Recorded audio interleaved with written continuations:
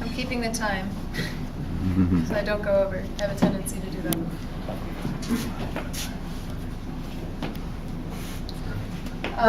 So thank you so much for that, Ed. It's going to be hard to follow up on. So it's interesting, Ed and I both have a connection with our walking staffs. This walking staff also connects me to my father. This was a gift from him given to me before I left, and I've been very fortunate to have the strong support of my parents throughout my whole life, which is how I'm here, which is how I'm able to feel independent enough to be able to do something like this. And so this was my gift from him, and so I always have a bit of my dad along the way to support myself on, as has been my whole life. And so I want to take some time to introduce myself briefly. A little bit was already said.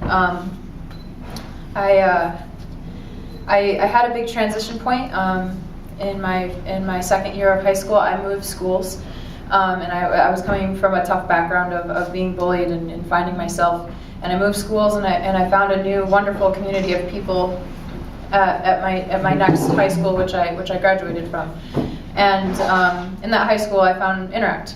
And as if moving schools and finding a new group of supportive friends to kind of pull me out of the rut I'd been in wasn't good enough, I now had this whole world of wonderful people opened up to me through Interact and Rotary.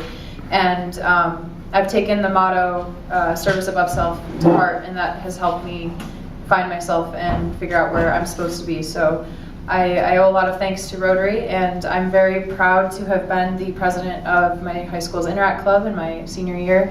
I'm proud to have started 2 new initiatives that year. I was volunteering at a dog shelter on my own time, real tiny place, with a woman who was doing it out of her own pocket, no kill, wouldn't hurt a dog until it found a home. She'd keep them for their whole life until they found a home. And so I organized a supply drive with my Interact Club, and we went to a grocery store and asked people to, we gave them lists as they walk in, lists of things that the dogs needed, and they could buy them while they were grocery shopping and drop them off on their way out. And we got 2 carloads of supplies for the dog shelter, which was a great ease to their financial burden. And then I revived our school's blood donations, which had blood donation drives, which had been through the Red Cross, which had been, I don't know, for some reason dropped for a few years, and we weren't doing it anymore. And I revived that, and we had one in the second part of the school year, and it was so successful that we're now going to have them twice a year, once in the fall and once in the spring. So that was really wonderful to see my community come together with that, and it's made me a better person. So, and I love how it doesn't matter where in the world you go to see Rotary, there's always just this wonderful sense of camaraderie.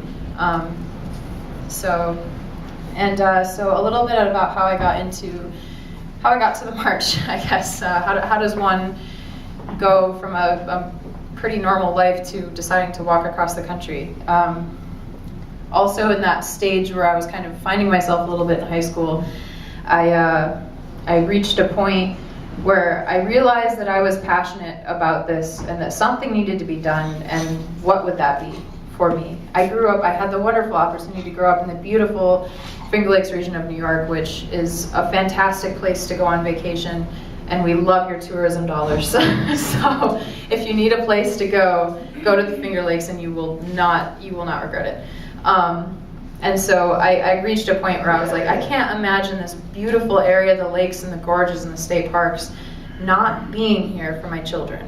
It was so crucial to my development, and to have a future where those things aren't available is impossible to me. And so when I was about 16 or 17, I decided, like, I need to educate people. I need to educate myself, and I started a blog. And I did a lot of research to put content on that blog, so that I was teaching myself in the process, but also kind of trying to help the world understand, like, what are the little things you can do in your life to be more sustainable, to be greener, to be more at one with our planet. And in my course of researching to find content for my posts, I discovered a whole world of activism that I didn't know was there. And I started hearing about these rallies, and I started understanding what was going on in my home state. And so the first kind of active step off the internet that I took was to go to my state's capital and rally about fracking on the Capitol lawn in front of Governor Cuomo's office. And it was an amazing experience, and what a wonderful community of people. I had parked my car and I was walking up the street to find the rally, and I'm several blocks away and I just hear singing and this music, and I had no idea, but like I kind of had a sense like I think that's where I'm going, and so I didn't know, wasn't exactly sure quite how to get there, but I followed the music, and sure enough it was this beautiful community of people on the Albany lawn singing their hearts out for the sake of their home state. So that was an incredible experience, and it just went forward from there. I kept going to rallies, and I eventually got to a point where I got up and went to DC and risked arrest to protest the Keystone XL pipeline, which is coming through the state, and we'll be crossing that on July 19th, the 19th. We'll be crossing that proposed route where it could potentially be built. And I didn't get arrested the first time, but the weekend that the march started, I was still finishing up my spring semester and couldn't be here. I went to DC again after taking a 6-hour Saturday class, going straight from there to 3.5 hours of work, and then leaving right after work at 10 o'clock at night and driving 6 hours to DC, and then going to protest and then coming back the next day. It was a crazy, wonderful weekend, and I did get arrested that time. And it was 372 of us, mostly college students, who were arrested right in front of the White House for basically occupying the White House sidewalk, because you have to keep moving when you're in front of the White House. You can only stop long enough to take a picture. If you sit down, you're in trouble. And I was number 71 to be arrested, and that was like 3 hours into it. I heard the policemen were wearing diapers so that they could stay on scene. And it was just, again, just such an amazing, beautiful community of people, much like yourselves, much like that sense of camaraderie with Rotarians. And so that felt really great because I got to be contributing to something the weekend that the Climate March started. And I found out about the Climate March at an environmental conference, and there was a table for it, and I decided to sign up for it. And originally was only going to go from Pittsburgh to DC. And I got back and talked to my academic advisor, and he said, you can't really miss 3 weeks of college and expect to stay on top of things. So either don't do it, or if you're really passionate about it, take the semester off. And I think he's like, I think you're passionate about it. And I told myself I was going to think about it, but I kind of knew in that meeting that I was going to be taking the semester off. And so I kind of just traced my finger back along the map and found where the soonest thing I could start is after my spring semester finished, and that was Taos, New Mexico. So I went from 3 weeks to 6 months of dedication to this march. And I remember coming up to the table and just knowing that like I had to, and seeing that, and like, what an opportunity, what a great chance to, again, meet a wonderful community of people and do what you can to make a difference. And so I saw it, and I knew I had to sign up.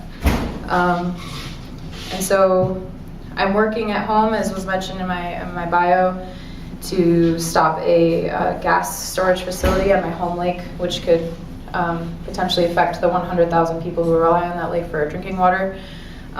Could blow everything up in the event of an accident for about a 5-mile radius that our volunteer fire departments can't handle. I'm fighting fracking, which is a new process a semi-new process. It's being refined to access natural gas that's deeper in the ground, and we have a huge formation called the Marcellus Shale that runs under New York and for several states beyond that. And so there's a lot of people who want to be getting in the ground in New York and accessing that huge money well, basically, for them at the risk of New Yorkers' health. And there's been a lot of debate about whether or not fracking really causes well water contamination and affects towns. But all you have to do is look at the communities where it's been. And now the Associated Press has released an official study in which it's been confirmed that hydraulic fracturing is the cause of well water contamination and health risks in 3 states. And so to me, at this point, it's undeniable. It's something that the activists have known for a while, and it's good to finally have the proof behind the pudding. And so something that Ed asked me to talk about up here was sort of the economics of it, and we had a conversation about what exactly we wanted to speak about, and he thought maybe it'd be good if I got into the economics of fracking and discuss that. And so last night I sat down to do some research and brush up on my facts to do that, and I hadn't even filled in one search bar of something to look up, and I hit a wall, and I thought, that's not me. That's not what I can talk about. And because to me the economics is not the important thing anymore here. It's not the money. And that's what I'm learning on the Climate March. I'm really learning as I'm living in a tent, and as I'm living out of just one duffel bag of items. That's all I have for 6 months. And I'm living in a sharing community of people. That's not what makes success. And that's not what makes happiness. And Ed mentioned in his speech the amazing sacrifice that the American people put forward when we were faced with the challenge of World War II. And I am finding happiness in sacrifice, in living with less, in putting service above self.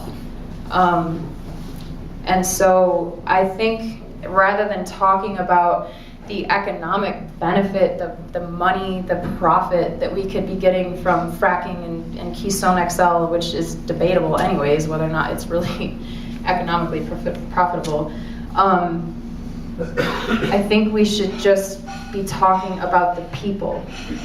How can we go forward with these sorts of things, knowing that this is having a horrible effect on people's lives? Can we start putting more value in life and the natural world and the places that we love being in over money? Can we do that? Can we really sit down and evaluate, what does value mean to us? Does it come in the form of a dollar sign, or does it come in the form of smiles and laughter and being fulfilled in your life? And that's kind of the change I want to see in economics.